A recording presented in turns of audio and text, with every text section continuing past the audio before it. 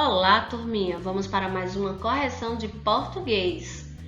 Sim, nós estudamos sobre pontuação, entonação e expressividade. Também falamos sobre sílaba tônica. E olha as prosinhas chegando aí. Vamos corrigir as páginas 29, 31, 35, 37 e 39. Programa Aprendendo em Casa da Prefeitura Municipal de Petrolina, Pernambuco. E atenção, pegue aí o seu material, seu caderno, sua agenda, seu lápis, sua borracha, computador, celular e o seu livro. Sim, o livro de português. Assista com muita atenção e observe cada atividade que você fez e não esquece, vai melhorando a letrinha a cada atividade, tá bom? Aqui na página 29, nós temos estudado sobre a pontuação, a entonação e a expressividade. E nós falamos sobre esse quadrinho aqui, onde a Mônica, dialoga com o Cebolinha. Após ter lido em voz alta, você deveria explicar aqui o que expressam os sinais de pontuação, interrogação e exclamação juntos no primeiro quadrinho. Falamos o quanto que é importante cada pontuação para assim dar a entonação certa ao texto. Entendemos que a voz ela pode ser modulada, trazendo uma musicalidade onde a mudança, a mesma palavra com entonações diferentes pode dar sentidos diferentes por conta da expressividade. Então, quando a Mônica faz hã? Ou então hã? Ela tá o quê? Com dúvida, espanto, surpresa. No segundo quadrinho, há um ponto de interrogação, bem no final da fala da Mônica, Cebolinha, o que fez com seu cabelo? Que efeito de sentido a expressão facial, você vai olhar para a expressão, para a expressividade dela, e essa pontuação podem expressar dúvida, espanto, estranhamento, surpresa, certo? É o que ela pode estar sentindo pelo rosto, pelo semblante dela, pela expressão facial dela. E aí, Cebolinha faz nada. Só peguei uma ventania no caminho. Tem uma exclamação, E a exclamação indica quais tipos de sentimentos? Indiferença pela dúvida de Mônica, quando ele faz nada, Certa irritação ou incômodo com a pergunta também. Ele pode estar irritado,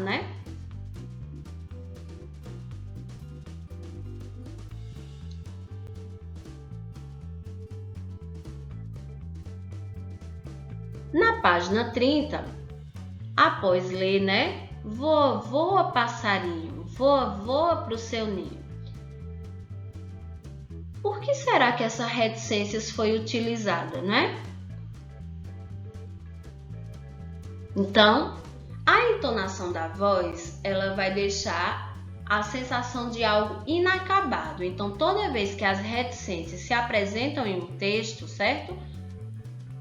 Elas vão expressar a ideia de pedido, de desejo, de algo que fica no ar, sem a certeza do que acontecerá aqui nesses versos. Por exemplo, voa, voa passarinho, tá pedindo, mas não sabe se ele vai, Voa, voa para o seu ninho. Então, não tem a certeza de que ele vai chegar lá no ninho, Após a leitura, desse trecho, a gente deveria explicar aqui, Vocês com certeza devem ter feito o motivo, de entender por que as aspas e os parênteses foram utilizados aqui nesse trecho de um texto informativo. E a Pro colocou aqui como sugestão para vocês. As aves não têm casa, Porque aqui está dizendo, uma mensagem que ele levará até sua casa. Por isso, o uso das aspas. Então, as aspas estão aqui, ao redor das palavras sua casa, Porque está se referindo ao ninho. Não é isso? As aves não têm casa, mas têm ninho. Por isso que tem as aspas aqui, certo? Para indicar o emprego de uma palavra de forma diferente.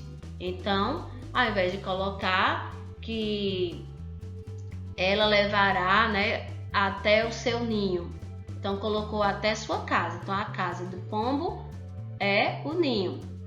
Já os parênteses foram empregados para explicar que Paris fica na França, ok? Após a leitura desse texto aqui, você deveria reescrevê-lo, né? Aqui, com a pontuação correta. E deveria colocar o quê? Parênteses e aspas. Então, vamos ver se você acertou?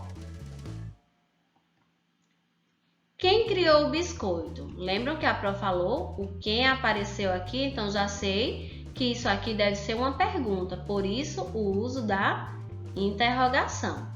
Quem criou o biscoito?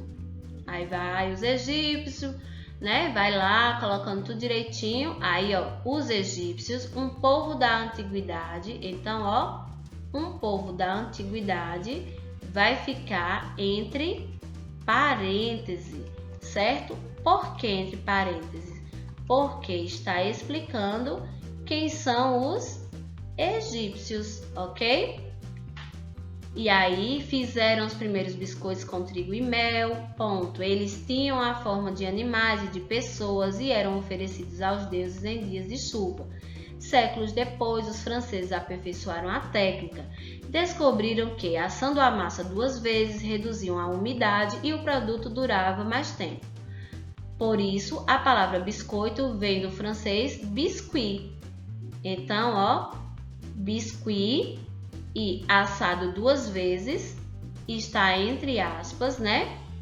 Porque é para especificar o que? O biscoito, né? Então, são palavras que estão sendo destacadas aqui de formas diferentes, ok? Biscuit, explicando que biscoito vem do francês e se escreve biscuit, e assado 2 vezes, né? Que é o significado de biscuit.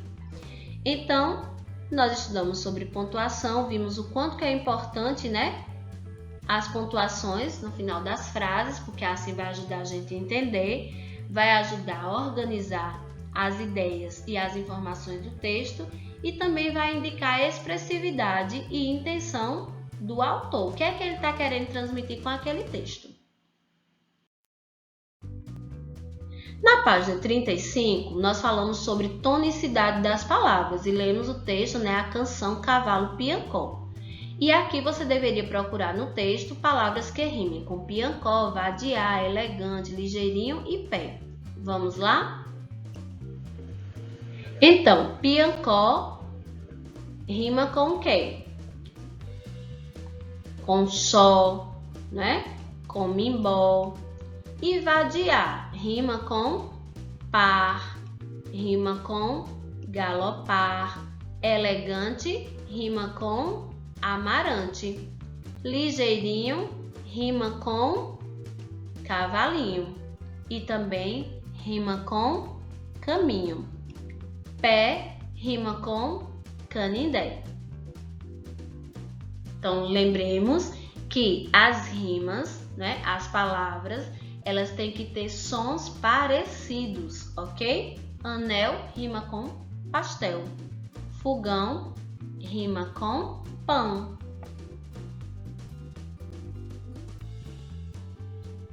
Aqui, na questão 2, né? Tem piancó, manco, vadiar e césar. Então, por que que esses pares não formaram rimas, embora tenham as mesmas letras finais? Então, por que que elas não fazem rima?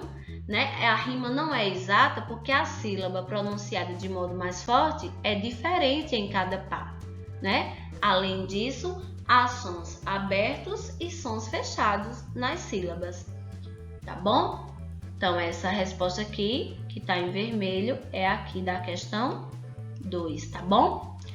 Releia em voz alta estes versos falando com mais força as sílabas sublinhadas. Ora, upa, upa, cavalinho, continua a galopar. Falamos sobre a sílaba tônica e aqui na quarta questão, nós deveríamos o que? Sublinhar as sílabas tônicas. Então, em cavalo, a sílaba tônica é o vá, em piancó, a sílaba mais forte é o có, bonito é o ni, simpático, pá, cavaleiro, lei, elegante, o gan, estrada, tra, amarante, ran, canindé, dé, mimbó, bó, pântano é o pan, cavalinho é o li, ok? Então, a sílaba tônica é aquela que é mais forte na palavra. Se for a última, ela é oxítona. Se for a penúltima, paroxítona. E se for a antepenúltima, ela é proparoxítona. Aqui, nós deveríamos, né? Vocês com certeza fizeram aí, colocar essas palavras aqui. Então, já foi parar, né? Próximo e veredinha. Agora vem galopar. Essa é a próxima palavra. Galopar. E aí, ó, ga, né? Lo, par. Depois vem cavalinho. Depois vem canindé. E por último, liquidou. E agora nós vamos classificar, né, com as cores de acordo com a tonicidade. Se for proparoxítona, lilás. Se for paroxítona, esse laranja, que pode ser um cor de pele. E se for oxítona, verde. Então vamos lá. Em galopar, a sílaba tônica é o par. Ok? Você vai pintar de verde. Em cavalinho, a sílaba tônica, a mais forte, é o li. Então ela é paroxítona. Em canindé, a sílaba forte é o dé. Então ela também é oxítona. E em líquido, a sílaba mais forte é o li. Por isso você vai pintar de lilás. Na sexta questão, você vai marcar um X no que nós podemos concluir desse quadro. As sílabas mais fortes estão sempre na mesma posição? Olha aí, sempre na mesma posição. As sílabas mais fortes podem aparecer em diferentes posições? Há palavras com mais de uma sílaba tônica? E, por último, a sílaba mais forte só pode aparecer em uma das últimas 3 sílabas de qualquer palavra? E aí? Então, as sílabas mais fortes estão sempre na mesma posição. E a sílaba forte só pode aparecer em uma das últimas, né, 3 sílabas de qualquer palavra, certo? Ou ela vai estar na última, ou na penúltima, ou na antepenúltima. Então, por isso que ela é classificada como oxítona, paroxítona ou proparoxítona.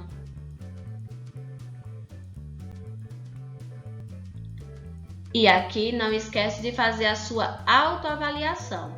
Você vai observar se você aprendeu, se você avançou ou se você precisa estudar mais, ok? Se você entendeu o que é o sentido real e figurado, se você entendeu o que são as reticências, a interrogação, a exclamação, sobre oxítonas, paroxítonas e proparoxítonas com relação às sílabas tônicas e assista o vídeo quantas vezes for necessário.